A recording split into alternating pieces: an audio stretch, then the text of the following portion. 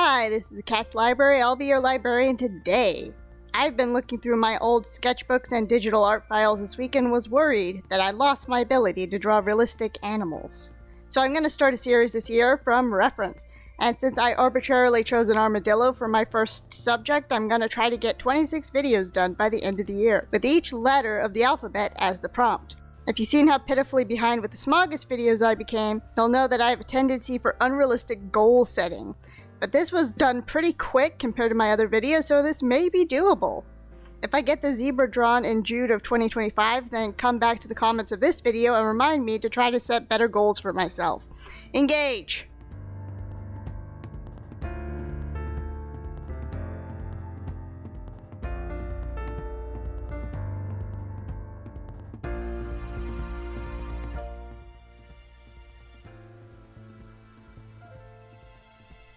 The first two sketch layers were pretty simple. In the last video I was reminded how silhouette and negative space is important in a drawing, so I tried to keep that in mind here. However, that was the easy part. I initially tried and failed to get the coloring all on one layer, as the final piece has 18 visible layers. Blocking out the colors and looking closer to the reference, I realized that even though I thought armadillos were fairly uncomplicated while thinking in the general shape, in reality, they are covered in scaly, bumpy texture which varies slightly in different parts of the animal. I started with the head since that seemed the least complicated. Structurally, the head was too large and situated higher on the head. I'm used to looking at cats, so elements of feline anatomy unconsciously worked its way into the early stages of the design. The overlapping scales are apparently called scutes, which is a scale or bone covered in horn-like keratin. But I'm not sure if that also applies to the face, so I'll refer to the back as scutes and everywhere else as scales? Most of the sources that I skimmed through were more concerned about the back scales and how the animal is capable of movement, and how its underside is covered with skin and sparse fur, and didn't clarify whether the bumps on the feet and face were also infused with keratin. The face was pretty straightforward, as it is more of a combination of scales to the face, so I drew a bunch of short lines with alternating color, and it turned out great the first time, even without shading. The scutes proper were what actually gave me trouble. Even in the final image, I'm not sure I got them to look exactly right. I experimented a lot with getting the rings to look distinct from the rest of the shell, and for the scutes to be at a slightly different angles to show the dimensionality of the form. I also shot myself in the foot a bit for going with a black armadillo from the reference, since it's inherently more advanced shading. I'm still a bit torn about all these pink dots.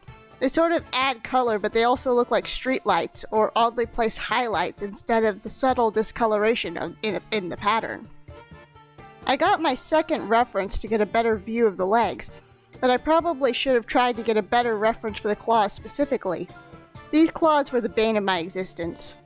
I also gave the leg scales the same basic rendering that I gave the face, but I rendered the tail completely differently than all of the other parts of the armadillo, partially because the scute placing was a little bit different on the tail.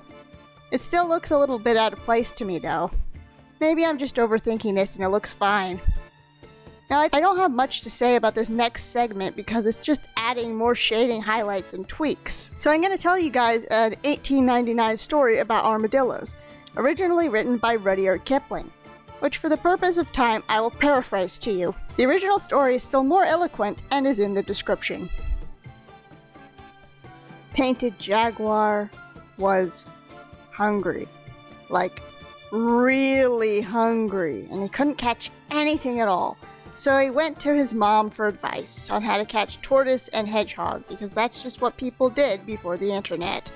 She says to him, "Child, if you want to catch a hedgehog, put him in water so that he'll uncurl. And if you want to catch a tortoise, you have to spoon him out of his shell with your paw." One night, he finally cornered a hedgehog named Stickly Prickly and a tortoise named Slow Solid. They both retreated into themselves in their own way. Painted Jaguar looked at them both and said, Hey, my mom said that if you drown hedgehogs and you scoop a tortoise out of his shell, so could you please tell me which one of you is a hedgehog and which one is a tortoise? Are you sure that you didn't get that the wrong way round?" said Slow Solid. "She didn't say you're supposed to drown tortoises and scoop hedgehogs?" Painted Jaguar blinked. No, maybe? Could you repeat that? Sure, said Stickly Prickly. You're supposed to scoop water to curl it with a hedgehog. But, said Slow Solid continued, when you paw your meat, you drop it into the tortoise with a scoop. What? Said Painted Jaguar. Look, can you just tell me which one of you is which? No, said Stickly Prickly, but you could pull me out of my shell. Aha, said the Jaguar, and he accidentally hurt his paw and batted the hedgehog across the river. Are you a tortoise? Painted Jaguar asked Slow Solid. Yes. Well, you're obviously lying. Get in the river. So the tortoise got in the river and swam away. He and the hedgehog met up again. Painted Jaguar began bawling, and then his mother came out of the bushes. Aw, why are you crying, child? I tried to scoop the hedgehog out of his shell and dug the tortoise in the river, and they both got away. No, honey, try to remember this. Can't curl but can swim, Slow Solid, that's him. Curls up but can't swim, Stickly Prickly, that's him. Thank you, Mom. Well, this is what I've decided was a nice moment for the Jaguar. Slow Solid and Stickly Prickly were metaphorically sweating in their non-existent boots. You know what? Stickly Prickly said, I think I'd better learn to swim. Would you mind helping me with that? Sure, you'll make a great swimmer. Can you help me unlace my shell so that I can roll into a ball? Wait, is that how that works? In Rudyard Kipling world, yes. Apparently, leopards got their spots by sleeping under a tree too long and having the shadow stain their fur. Did the jaguars do that too? Unclear. And so Slow Solid unlaced his shell and it became segmented, and Stickly Prickly learned to swim, which pushed down his spines until they became more unified. The next night, Painted Jaguar was nursing his hurt paw when two creatures that he'd never seen before came out into the clearing. Hi?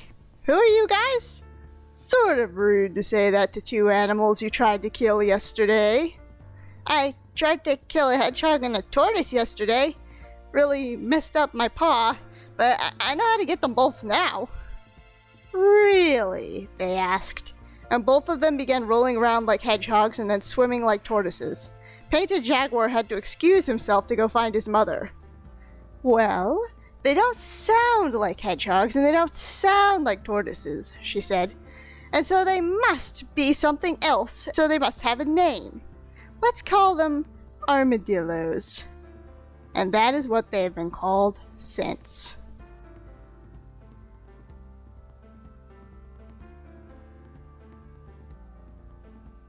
Okay, so a few end video things. Snow White Part 2 is coming soon, so you can all look forward to that.